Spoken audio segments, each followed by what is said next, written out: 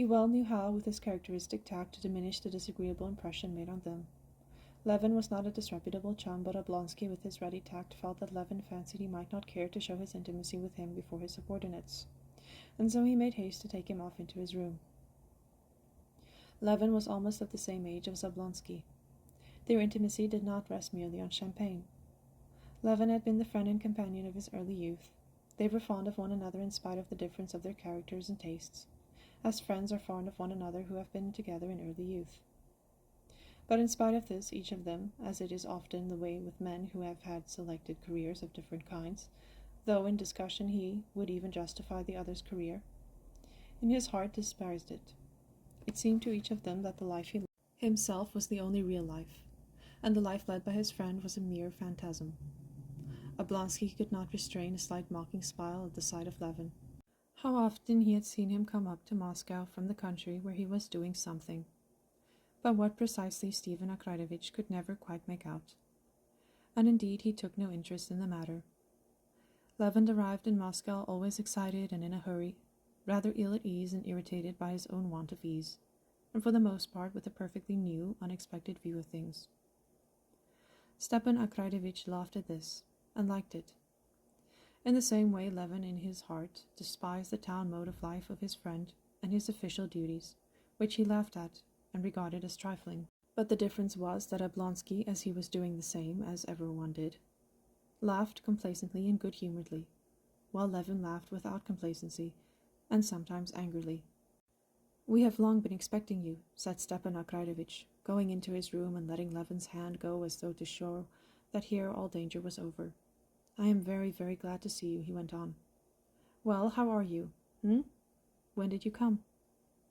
Levin was silent, looking at the unknown faces of Oblonsky's two companions, and especially at the hand of the elegant Grinovitch, which had such long white fingers, such long yellow filbert-shaped nails, and such huge shining studs on the shirt cuff that apparently they absorbed all his attention and allowed him no freedom of thought. Oblonsky noticed this at once and smiled.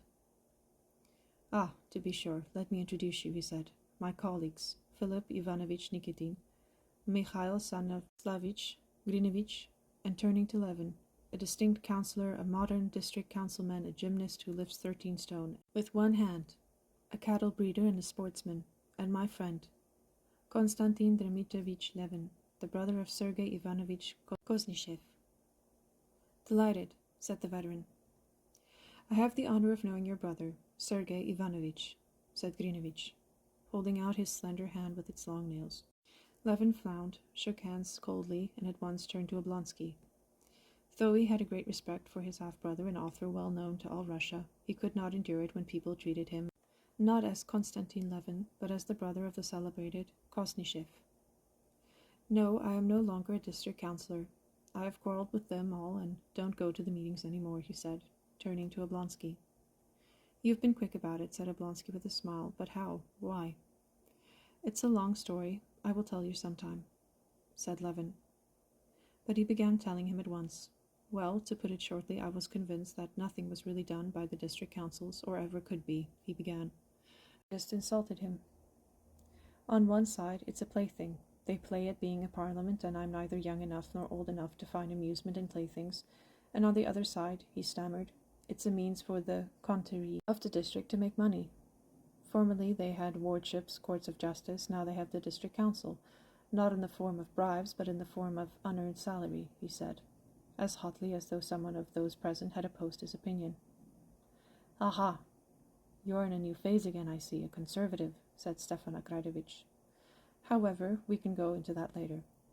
"Yes, later, but I wanted to see you," said Levin, looking with hatred at Grinovitch's hand. Stepan Arkadyevitch gave a scarcely perceptible smile.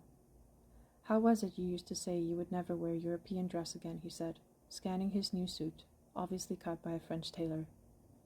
"Ah, I see, a new phase." Levin suddenly blushed, not as grown men blush, slightly, without being themselves aware of it, but as boys blush, feeling that they are ridiculous through their shyness and consequently ashamed of it, and blushing still more, almost to the point of tears.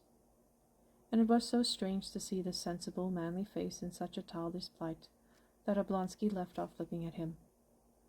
"Oh, where shall we meet? You know I want very much to talk to you," said Levin.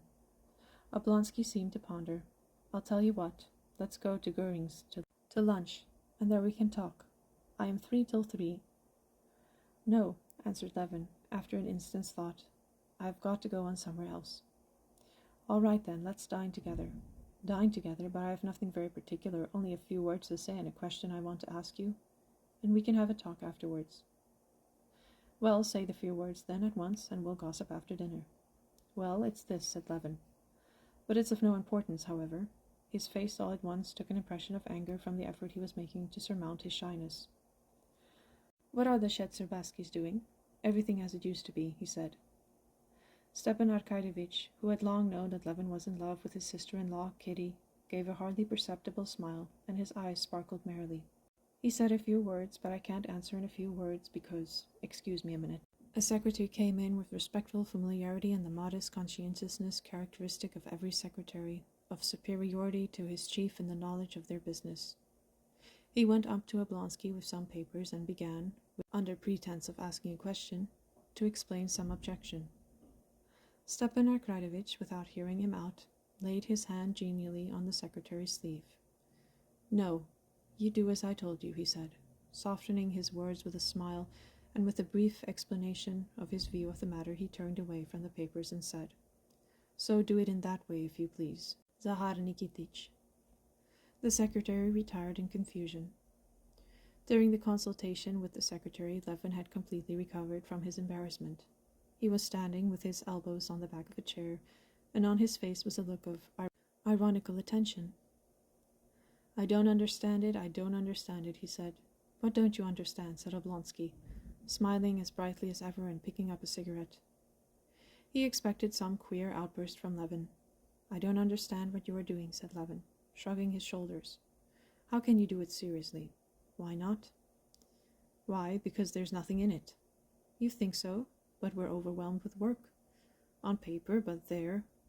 "You've a gift for it," added Levin. "That's to say, you think there's a lack of something in me." "Perhaps so," said Levin. "But all the same, I admire your grandeur, and am proud that I've a friend in such a great person. You've not answered my question, though," he went on, with a desperate effort looking Oblonsky straight in the face. "Oh, that's all very well, you wait a bit. When you'll come to this yourself, it's very nice for you to have over 6,000 acres in the Karazinsky district, and such muscles and the freshness of a girl of 12. Still, you'll be one of us one day." "Yes, as to your question, there is no change. But it's a pity you've been away so long." "Oh, why so?" Levin queried, panic-stricken. "Oh, nothing," responded Oblonsky. "But what's brought you up to town?" "Oh, we'll talk about that too, later on," said Levin, reddening again up to his ears. "All right, I see," said Stepan Arkadyevitch. "I should ask you to come to us, you know, but my wife is indisposed. But I tell you what, if you want to see them, they're sure now to be at the Zoological Gardens from 4 to 5. Kitty skates. You drive along there, and I'll come and fetch you, and we'll go and dine somewhere together. Capital. So, goodbye till then. Now mind, you'll forget I know you, or rush off home to the country," Stepan Arkadyevitch called out, laughing. "No, truly." And Levin went out of the room, only when he was in the doorway remembering that he had forgotten to take leave of Oblonsky's colleagues.